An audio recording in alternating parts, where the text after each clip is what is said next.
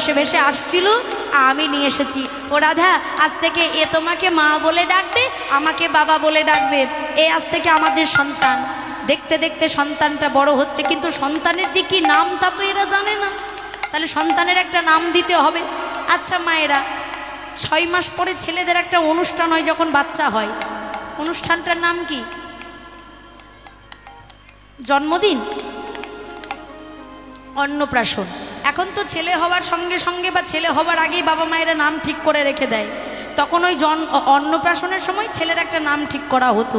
এইবার সেই কর্ণের ওই জন্মদিনের সময় একটা নাম উঠল, যে নাম হলো বসু সেন। এইবার বসু সেন আস্তে আস্তে বড় হয়েছে। যাই রাধে, হরি বল হরি বল, হরে কৃষ্ণ। আমাকে এই দাদা বলেছে, দিদি মাঝে মধ্যে একটু করে সবাইকে একটু করে আনন্দ দেবেন। যাই রাধে, সকলে মিলে একবার রাধা রানী কি, ভগবান কৃষ্ণচন্দ্র কি, সবাই মিলে বলবো। পিঞ্জর খুলে দিয়েছি, যা কিছু বলার ছিল বলে দিয়েছি, যারে যাবি যদি যা, যারে যাবি যদি যা, হরি হরি বলে দিয়েছি, যা কিছু বলার ছিল বলে দিয়েছি, যারে যাবে যদি যা, যারে যাবে যদি যা। পিঞ্জর খুলে দিয়েছি, যা কিছু বলার ছিল বলে দিয়েছি, যারে যাবি যদি যা, যারে যাবি যদি যা, হরি হরি বলে দিয়েছি, যা কিছু কথা ছিল বলে দিয়েছি, যারে যাবি যদি যা, যারে যাবি যদি যা।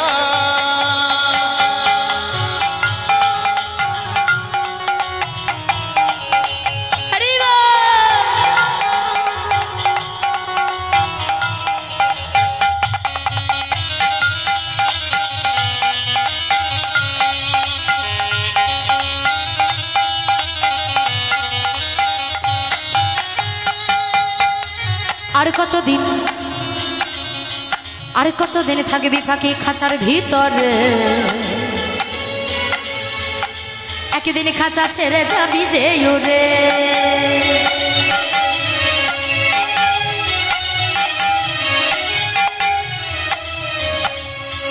আর কতদিন থাকবি পাখি খাঁচার ভিতরে, একদিন খাঁচা ছেড়ে যাবি যে উড়ে। হরি হরি বলো রাধে রাধে রাধে রাধে, বলো রাধে রাধে রাধে রাধে, বলো রাধে রাধে রাধে রাধে, বলো রাধে রাধে রাধে রাধে। হরি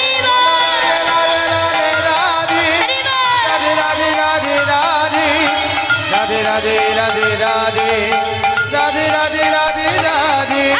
পিঞ্জর খুলে দিয়েছি, যা কিছু বলার ছিল বলে দিয়েছি, যারে যাবি যদি যা, যারে যাবি যদি যা, যারে যাবি যদি যা, যারে যাবে যদি যা, যারে যাবি যদি যা, যারে যাবে যদি যা।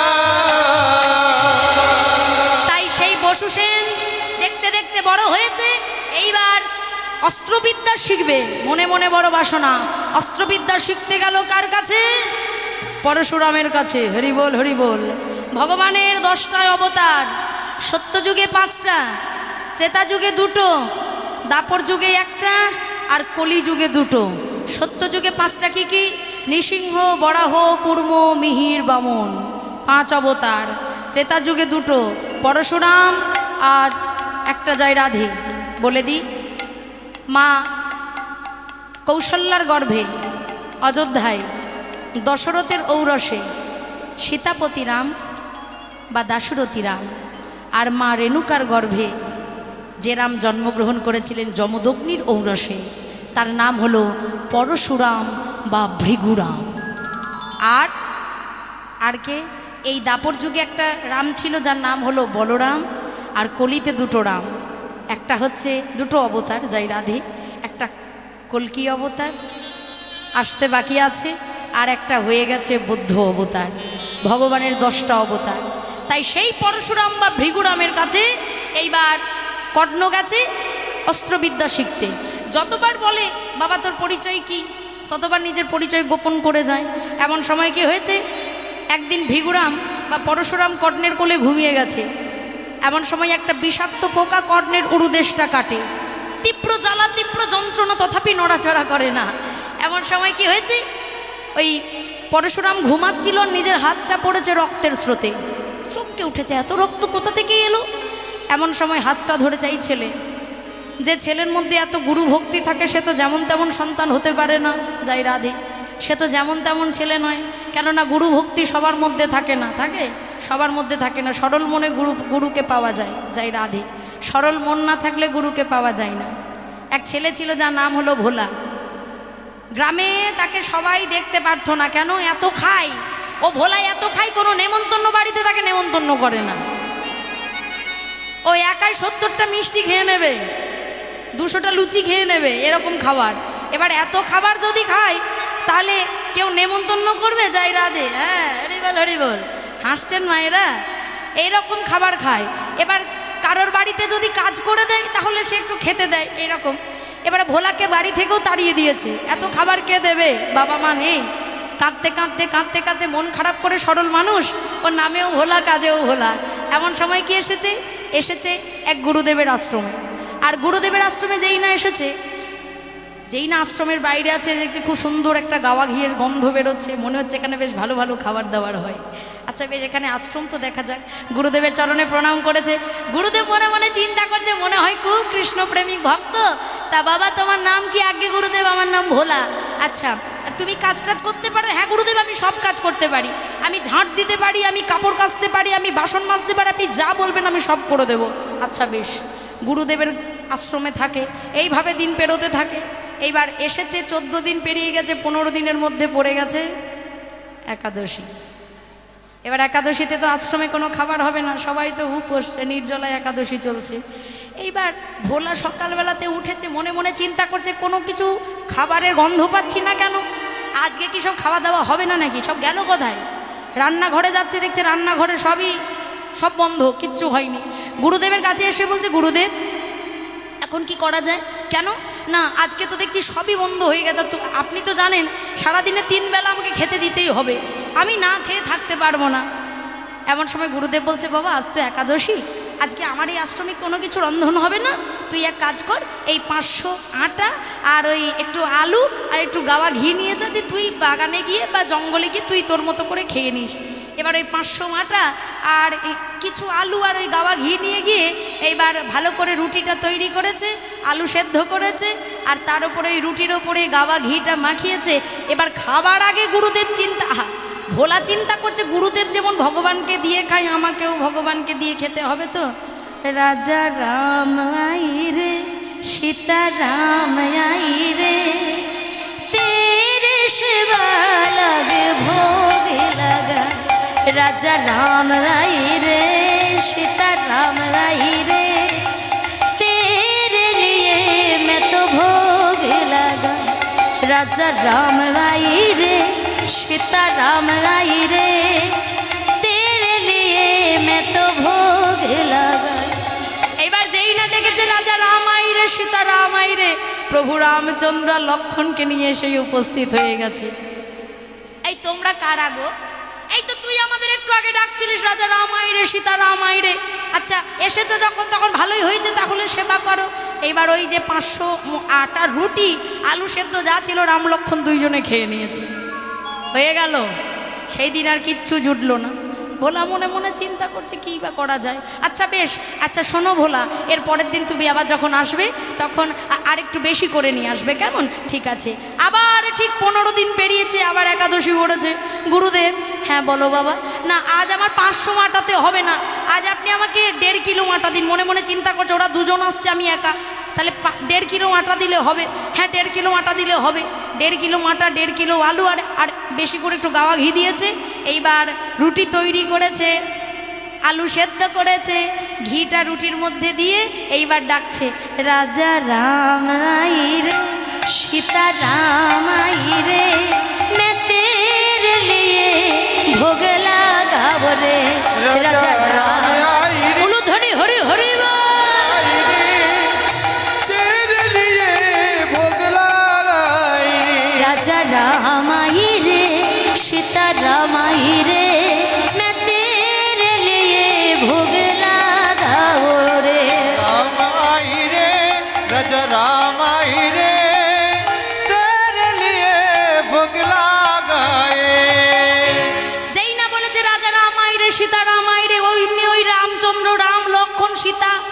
আর হনুমানকে পর্যন্ত নিয়ে এসেছে। মনে মনে চিন্তা করছে, দূর বাবা, বলেছিলাম তোমরা দুইজনে আসবে, আবার দুজনকে নিয়ে এসেছো। রামচন্দ্র বলছে, দেখো আমি আসবো, আমার সহধর্মিণীকে কোথায় রেখে আসবো, আমার ছেলেকে কোথায় রেখে আসবো, তাই আমিও তাদেরকে নিয়ে এসেছি এইবারে। আচ্ছা বেশ, যখন এনেই ফেলেছো তখন আর কি করা যায়, ওই 1.5 কিলো আটার রুটি আলু সেদ্ধ যা ছিল ওদেরকেই সেবা দিয়ে দিয়েছে। হলো না, সেই দিনও একাদশী হয়ে গেল। এইবারে মনে মনে চিন্তা করছে, ঠিক আছে তৃতীয় দিনের বেলায় দেখাচ্ছি। আচ্ছা শোনো ভোলা, আবার পরের দিনে তুমি যেদিন আসবে আর একটু বেশি করে নিয়ে আসবে, কেননা আমি আমার যত বেশ তোমার যত সাঙ্গ পাঙ্গ আছে তুমি সবাইকে নিয়ে এসো, আমি আর সেদিন তোমাকে বাধা দেবো না। ভোলা মনে মনে চিন্তা করছে, আসো না বেটা, এবার তোমায় দেখাচ্ছি মজা। পরের একাদশীতে বলছে, গুরুদেব আমার ওই 1.5 কিলো আটাতে আর 1.5 কিলো আলুতে হবে না, তাহলে আপনি আমাকে 10 কিলো আটা দেন আর 10 কিলো আলু দেন, আর একটু বেশি করে আরও বেশি ঘি দেবেন, 2 কিলো ঘি দেন। গুরুদেব মনে মনে চিন্তা করছো, বেটা করবে কি, আমায় দেখতে হয়। একা মানুষে 10 কিলো আটার রুটি খেতে পারে? গুরুদেব আমি একটাও খেতে পাইনি, কি আর বলবো। এইবারে গুরুদেব নিজের ইচ্ছে মতো সব দিয়ে দিয়েছে। গুরুদেব মনে মনে চিন্তা করছে, আজকে তুই চল, তোর পেছন পেছন আমি যাব। আর এদিকে ভোলা কি করেছে, আজকে রুটিও তৈরি করেনি, আলুও সেদ্ধ করেনি, কোনো কিছু করেনি, সেইগুলো সব নামিয়ে দিয়ে এইবার বসে বসে ডাকছে, রাজা রামাই রে সীতা রামাই রে मैं तेरे लिए भोग लगाओ रे। राजा राम आई रे सीता राम आई रे तेरे लिए भोग लगाई रे। राजा रामाई रे सीता रामाई रे मैं तेरे लिए भोग लगाओ रे। राजा राम आई रे सीता राम आई रे तेरे लिए भोग लगाए। এইবার যখন ডেকেছে তখন প্রভু রামচন্দ্র গোটা অযোধ্যাবাসীকে নিয়ে একটু আসার মতন প্রকোপ। বিভীষণ আছে, হনুমান আছে, হ্যাঁ, তারপর সীতামা আছে, লক্ষণ আছে, ভরত শত্রুঘ্ন সবাইকে নিয়ে এসেছে। এসেছ? হ্যাঁ হ্যাঁ। আচ্ছা হনুমান কই, সেবা দাও। প্রভু আজ আমি সেবার কিছু তৈরি করিনি। তৈরি করনি মানে? আজ আমি কিছু করব না। তাহলে আজকে তোমরা যদি তৈরি করতে পারো তোমরা খেতে পাবে, তাছাড়া আজকে তৈরি হবে না। যেই না এমন কথা বলেছে, এমন সময় সীতামা আটা মেখে রুটি তৈরি করে। প্রভু রামচন্দ্র সেই হরিবল হরিবল আলু সেদ্ধ করে, আর বিভীষণে উনানের মধ্যে জাল দেয়। লক্ষণে ঠাকুর আমার রুটি শেখে, আর গুরুদেব মনে মনে চিন্তা করছে, এইবার আমায় দেখতে হবে ও বেটা কি করে রুটি খাচ্ছে।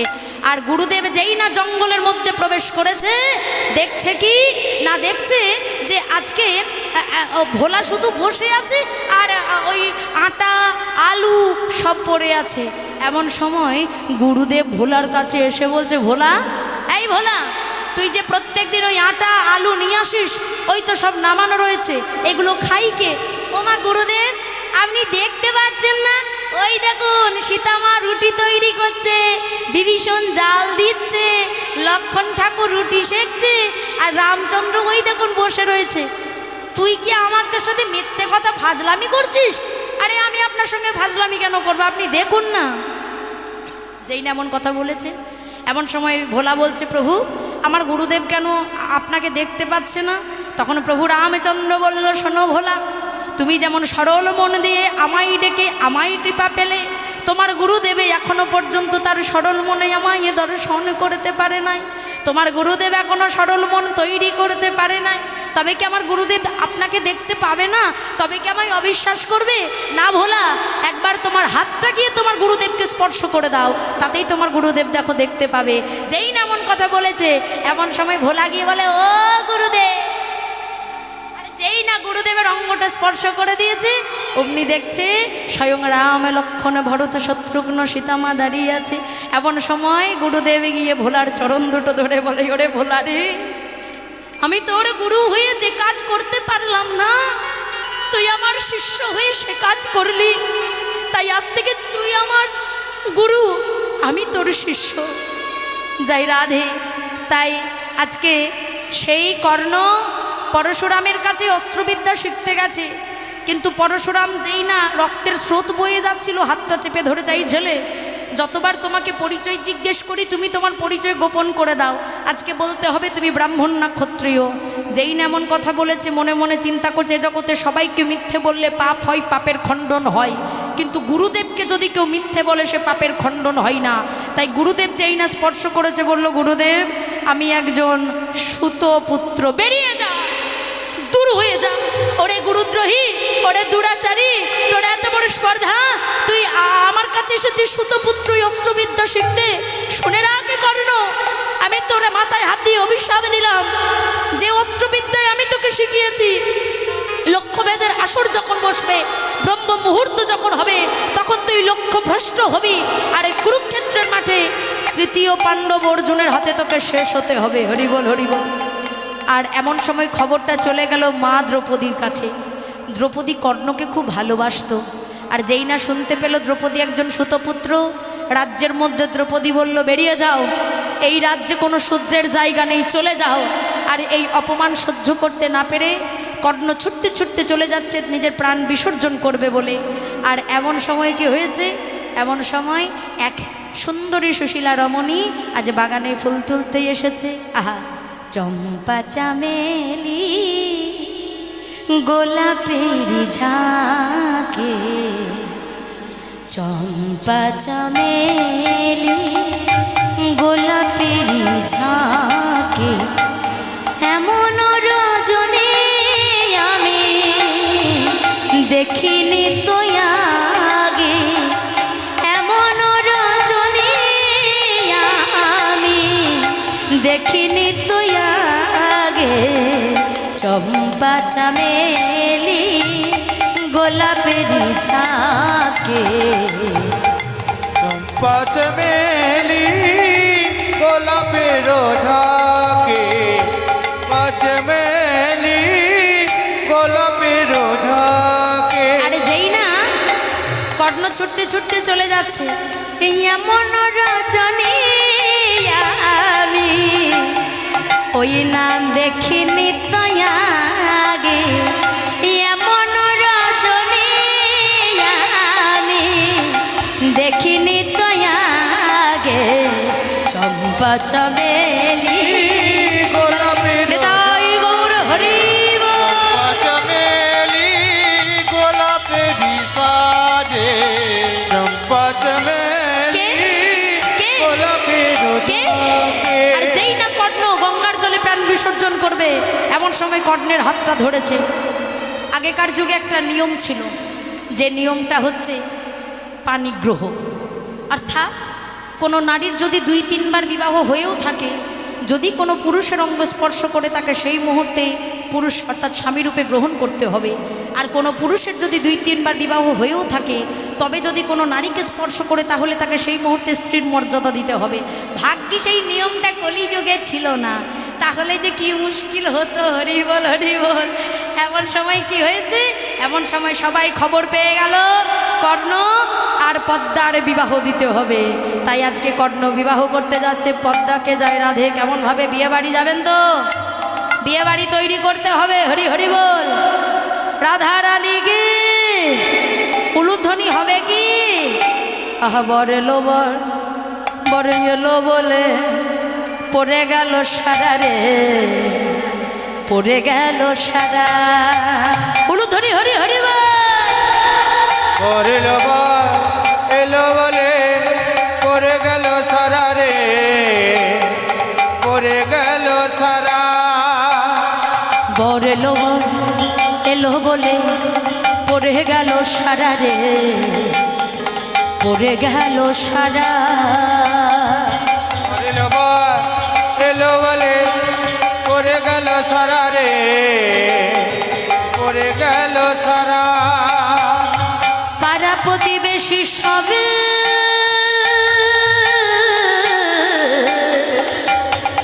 হলো দিশাহারা রে, হলো দিশাহারা। পাড়া প্রতিবেশী সবে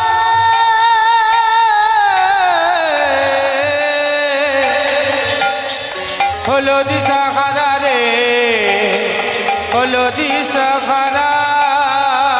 বরলে বরলো বলে পড়ে গেল সারা রে পড়ে গেল সারা বরেল বরেল বলে পড়ে গেল সারা রে পড়ে গেল সারা বরেল বরেল বলে পড়ে গেল সারা রে পড়ে গেল সারা ঢাক বাজে ঝাঁঝর বাজে বাজে রে সানাইয়া রে বাজে রে সানাইয়া ঢাক বাজে ঝাঁঝর বাজে বাজে রে সানায়া রে বাজে রে সানায়া ঢাক বাজে ঝাঁঝর বাজে বাজে রে সানায়া রে বাজে রে সানায়া পাড়া প্রতিবেশী সবাই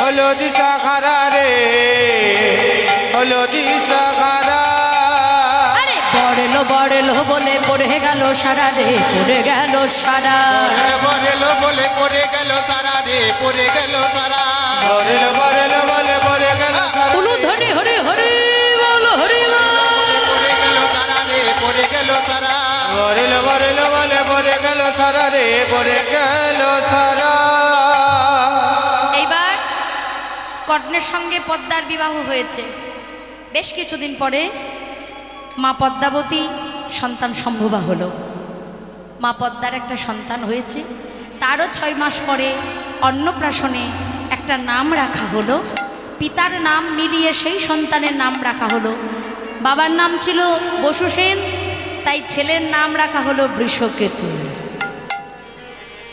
5 বছর বয়স বৃষকেতু বন্ধুদের সঙ্গে খেলা খেলতে গেছে আর তখন কর্ণের নাম ডাক যশ খ্যাতি চারিদিকে ছড়িয়ে পড়েছে যে ইহজগতে কর্ণের মতো দাতা আর কেউ নেই দাতা যদি কেউ আছে সেটা হলো দাতা কর্ণ তাই এমন সময় কি হয়েছে না কর্ণের নাম যশ খ্যাতি যখন চারিদিকে ছড়িয়ে পড়েছে ভগবান কৃষ্ণচন্দ্র মনে মনে চিন্তা করছে কর্ণ শুনেছি তুমি নাকি অনেক বড় দাতা হয়েছো তা তুমি কত বড় দাতা হয়েছো তা তোমাকে একবার আমায় দেখতে হয় তাই আজকে বিপ্রবেশ ধারণ করে আজ ভগবান আসছে কর্ণের দরজায় মহাজন বলে দেখো আজ বিপ্রবেশ ধরি কৃষ্ণ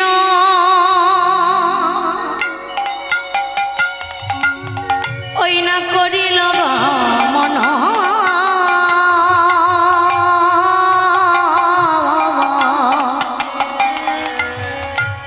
বিপ্রবেশী ধরি কৃষ্ণ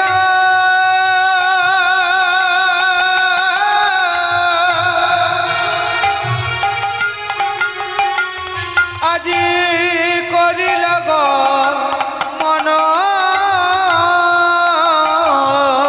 আবার কৃত কর্ণের দুবারে আসি ওই না দিলেন দর্শন কর্ণের আরে আসি দিলেন দর্শন আজ দুবারে এসে দাঁড়াইল আজি দুয়ারে সে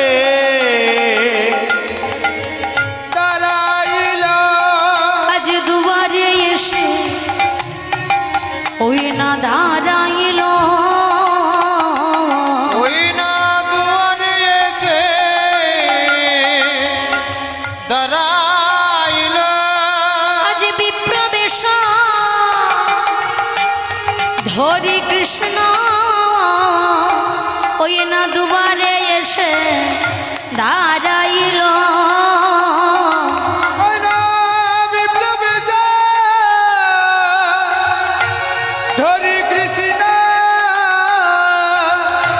দুয়ারে এসে দাঁড়াইল আবারে বিপ্রবেশ ধরি কৃষ্ণ আশির দর্শন প্রবেশে আসি কৃষ্ণ দুয়ারে দাঁড়ালো তাই বিপ্রবেশ ধরে গোবিন্দ আমার আজ কর্ণের দরজায় এসে দাঁড়িয়েছে কর্ণ কর্ণ বাড়িতে আছো কে আমি বিপ্রবর বেরিয়ে এসো যেই না ডেকেছে বিপ্র আসো কি মনে করে আপনি আমার ঘরে? কর্ণ, কালকে একাদশী ছিল, আজকে দ্বাদশী তিথি, এখনো পর্যন্ত আমি জলগ্রহণ করি নাই, তাই আমার মনে বড় বাসনা, আমি তোমার ঘরে সেবা করতে চাই। এত পরম আনন্দের কথা, আপনি আমার ঘরে সেবা করবেন। আসুন বিপ্রবর। যেই এমন কথা বলেছে, আজকে কর্ণ আজকে বিপ্রকে নিয়ে এসেছে। আইসো আইসো বলি কর্ণ বিপ্ররে আনিল, আর সুন্দর আসন দিয়ে যতনে বসাইল। এমন সময় বিপ্রবর এসে আজকে সুন্দরভাবে আসন দিয়েছে, বসেছে। বলুন বিপ্রবর, আপনি কি সেবা করতে চান? আপনি যা সেবা করবেন আমি আপনাকে তাই সেবা করাবো। তাই নাকি? জানো কর্ণ, কাল একাদশী ছিল, আজকে দ্বাদশী তিথি, এখনো পর্যন্ত আমার কোনো কিছু সেবা হয়নি, তাই আজ আমি তোমার গৃহে সেবা করব, তুমি আমাকে ফিরিয়ে দেবে না তো? কর্ণ বলল, বিপ্রবর, আপনি হয়তো জানেন না, এ জগতে আমার কাছে যে যা চায় আমি তাকে তাই দান করি। শুধু তাই নয়, এ জগতে সবাই আমাকে আরেকটা নামে চেনে, আমার নাম হলো দাতা কর্ণ। আমার কাছে যে যা দান চাই আমি তাকে তাই দান করি। আপনি যদি আমার প্রাণটাও চান, আমি আমার প্রাণও দিতে প্রস্তুত। আরে না না না, আমি এত কিছু চাই না, আমি তোমার কাছে একটা সামান্য বস্তু চাইবো, তুমি আমায় দেবে? আচ্ছা, আপনি যা চান আমি তাই দেব। আপনি বলুন, আপনি কি চান? আমি আমি আমি মাংস খেতে চাই। মাংস? হ্যাঁ। এমন সময় কি হয়েছে, আজ বিপ্রবর কর্ণকে বলছে, কর্ণ শোনো শোনো, বলি মাংস খাই বারে ইচ্ছা, আমি আর মনে বড় আশ। মাংস খাই বাড়ির ইচ্ছা,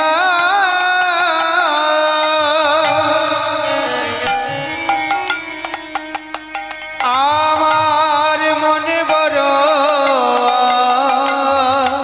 ওই না মাংস খাই খাইবারে ইচ্ছা,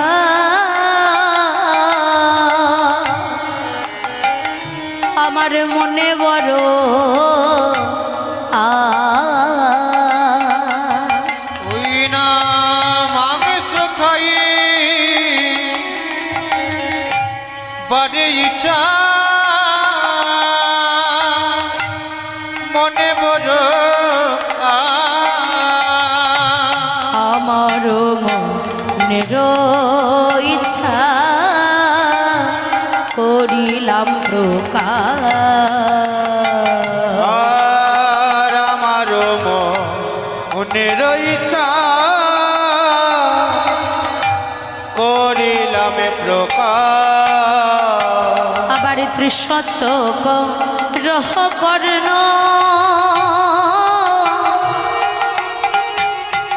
ওই নাই অন্য থানা হয় জানি,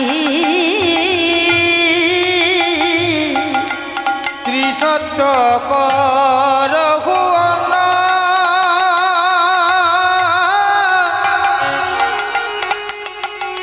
ওই নাই অন্য থানা জানি। আবার যাহার মাংস চাইব তাহাই দিবে তুমি, যাহাই মাংস খাইব তাহাই দেবে তুমি, আমার মনের আশা পুরাইবে, আমার মনের আশা পুরাইবে। বড় আশা করে আমি এসেছি গো, আমার মনের আশা পুরাইবে। বড় আশা করে এসেছি গো, আমি আর কিছু যাই না গো, আশা করে এসেছি গো, আমি আর কিছু চাই না গো, আশা করে এসেছি গো, আর কিছু চাই না, হরি হরি করে এসেছি গো, আর কিছু চাই না,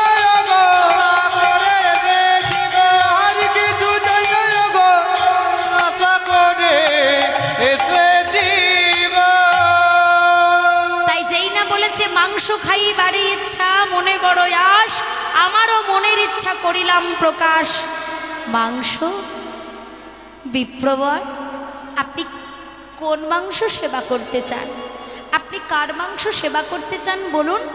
আপনি পক্ষী মাংস, মৃগ মাংস, আপনি যা মাংস সেবা করবেন আমি তার মাংসই আপনাকে সেবা করাবো। না কর্ণ, আজ আমি মৃগ মাংসও খাবো না, আমি পক্ষী মাংসও খাবো না। তাহলে বলো কর্ণ, তুমি কার মাংস খাবে? আহা, বলুন বিপ্রবর, আপনি কার মাংস সেবা করতে চান? আপনি কার মাংস সেবা করতে চান? এমন সময় যেই না এমন কথা বলেছে, বিপ্রবর বলল, তুমি আমায় সত্য প্রতিজ্ঞাবদ্ধ হও, আমি যার মাংস সেবা করতে চাইব তুমি আজ আমায় তার মাংস সেবা করাবে। যেই না এমন কথা বলেছে, কর্ণ আগে পিছু কিছু চিন্তা না করে বিপ্রবরের হাতেটা হাত দিয়ে এইবার বলল, ওগো বিপ্রবরে, আমি আপনার কাছে সত্য প্রতিজ্ঞাবদ্ধ হলাম, আপনি যার মাংস সেবা করতে চাইবেন আমি তার মাংস আপনাকে দেব দেব দেব। যেই না এমন কথা বলেছে তখন কর্ণ বলে উঠল, দেব আপনাকে। বিপ্রবর বলতে, সত্যি তো? আগে পিছু চিন্তা না করে তুমি আমায় কথা দিলে কর্ণ, দিতে পারবে? বলুন না বিপ্র, আমি তো বললাম ইহ জগতে যদি কেউ আমার প্রাণ চায় আমি আমার প্রাণটা দিতেও তার কাছে প্রস্তুত। আপনি যা চাইবেন আমি আপনাকে তাই দেব। যেই না এমন কথা বলেছে তখন বিপ্রবর আসন ছেড়ে উঠে বলল, শোনো কর্ণ, আজ আমি যার তার মাংস সেবা করব না, আজ আমি কোনো পক্ষী মাংস সেবা করব না, আজ আমি কোনো মৃগ মাংস সেবা করব না। মুনিবর, আপনি কি মাংস খাবেন? আমি আমি শিশু মাংস সেবা করব।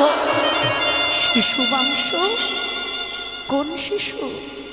কার শিশু? আমি কোন শিশুকে এনে দেব আপনার সেবায়? আমি যার তার শিশুর মাংস খাবো না, আমি যেমন তেমন শিশুর মাংস খাবো না। তাহলে আপনি কোন শিশুর মাংস খেতে চান? শোনো কর্ণ, ইহ জগতে তোমাকে বাবা বলে ডাকার একমাত্র ধন, তোমার স্ত্রীকে মা বলে ডাকার একমাত্র ধন, তোমাদের নয়নের মণি তোমার একমাত্র সন্তান বৃষকেতু, আমি তার মাংস সেবা করতে চাই না। বলো না, বলো না, অমর করে বলো না বিপ্রবর, এটা আপনি কি বললেন? আপনি আমার বৃষকেতুর মাংস সেবা করতে চান? না না, এ হয় না, হতে পারে না, আমি দিতে পারবো না। তবে কি আমার বাসনা পূরণ হবে না কর্ণ? তবে কি আমার বাসনা পূর্ণ হবে না? বিপ্রবর, আমার বিশ্ব যে অনেক ছোট, আমি আমার বিশ্বকে কি করে আপনার সেবাই দেব বলো? তবে যে তুমি একটু আগে বললে তুমি নাকি দাতা কর্ণ, তোমার কাছে যে যা চাই তুমি নাকি তারে তাই দাও, এই তোমার দানের ছিরি, এই তোমার দানের নমুনা। না না না না, এই আপনি বলবেন না। এমন সময়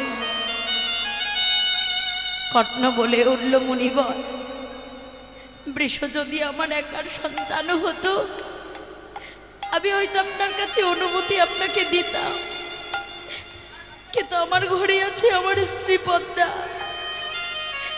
একটিবার আমি আমার পদ্মার কাছে অনুমতি নিয়ে আসি, পদ্মার কাছে অনুমতি না নিয়ে আমি কি করে আপনাকে আমার বৃষকে সেবাই দেব বলো? তাহলে বিলম্ব করো না, তুমি যাও। যেই না এমন কথা বলেছে এমন সময় কর্ণ এক পা দুপা করে যেই না গিয়ে যাবে, এমন সময় বিপ্র বলে উঠল, শোনো কর্ণ, তুমি আর তোমার স্ত্রী যদি তোমার সন্তানকে আমার সেবা দিতে চাও তাহলে তোমার সন্তানকে তোমাদের খণ্ড খণ্ড করতে হবে, মস্তক মুন্ডন করে খণ্ড খণ্ড করে আমাকে টুকরো টুকরো করে 56 ব্যঞ্জন রন্ধন করে সেবা দিতে হবে। বিপ্রবর, এমন ভাবে বলবেন না, আমি পারবো না। এমন সময় যেই না কর্ণ পদ্মার কাছে গেছে, পদ্মা পদ্মা পদ্মা গো, যেই না পদ্মা পদ্মা বলে ডেকেছে, স্বামী কোনোদিন তো তোমাকে এমন বিষণ্ণ হতে দেখি না, কোনোদিন তো তুমি এমন বিষণ্ণ বদনে ডাকো না, তবে আজ তোমার কি হয়েছে? তুমি এমনভাবে কেন আমায় আমায় কেঁদে কেঁদে তুমি ডাকছো জানো পদ্মা? বাড়িতে এক বিপ্র এসেছে, তাই? হ্যাঁ, সেই বিপ্র আজকে দ্বাদশী তিথিতে আমাদের ঘরে সেবা করবে। এই যে পরম সৌভাগ্য স্বামী, তাহলে আর দেরি কেন, রন্ধন করি। এমন সময় কর্ণ বলছে, পদ্মা সে যেমন তেমন কিছু সেবা করবে না, সে মাংস সেবা করতে চায়। আচ্ছা স্বামী, তাহলে হয় পক্ষী মাংস কিংবা মৃগ মাংস খাইয়ে দিন। না গো পদ্মা, ও পক্ষী মাংস খাবে না, মৃগ মাংস খাবে না, তাহলে কি মাংস খাবে?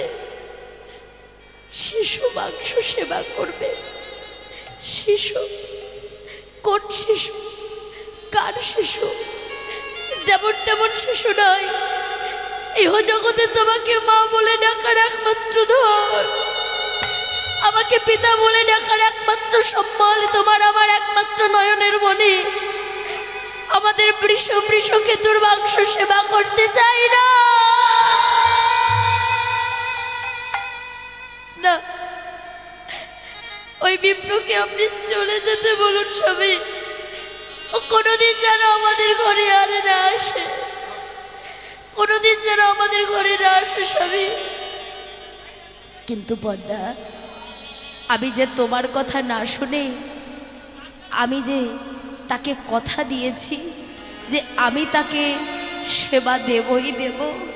স্বামী, জগতে কি এমনও বিপ্র আছে, তার কি কোনো সন্তান নাই, তার কি বাড়িতে কোনো ছেলে মেয়ে নাই, যে এমনভাবে একটা পাষণ্ডের মতন আমার বৃষকেতুর মাংস সেবা করতে চায়? আমার বৃষ যে বড় ছোট, আমার বৃষর মাংস সেবা করতে চাই। কিন্তু পদ্মা গো, আমি তোমার অনুমতি না দিয়ে আমি তারে কথা দিয়েছি, বলো না এখন কি করবো পদ্মা?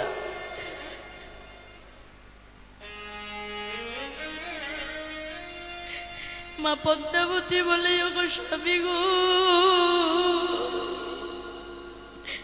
শুনেছি অতিথি মানে নারায়ণের নারায়ণ।